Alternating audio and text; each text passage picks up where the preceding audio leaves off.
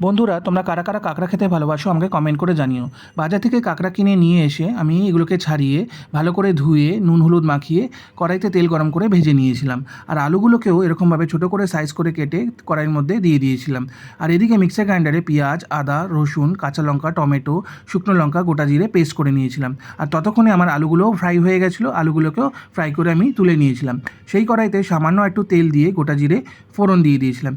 গোটা জিরেটা ভাজা হয়ে যাওয়ার পরে তারপরে কুচনো পেঁয়াজ দিয়ে দিয়েছিলাম। পেঁয়াজটাকে লাল করে ভেজে নিয়েছিলাম। ভাজার পরে যেই মশলাটা আমি রেডি করে রেখেছিলাম সেই মশলাটা এর মধ্যে দিয়ে দিয়েছিলাম। মশলাটা এখানে আমি ততক্ষণ ভেজেছিলাম যতক্ষণ না এর মধ্যে দিয়ে কাঁচা গন্ধটা চলে গেছিলো।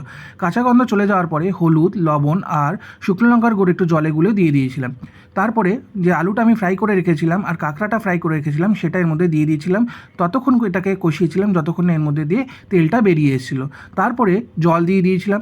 কাঁকড়াটা একটু মাখা মাখা খেতেই ভালো লাগে, তাই আমি এখানে জলের পরিমাণটা কম দিয়েছিলাম।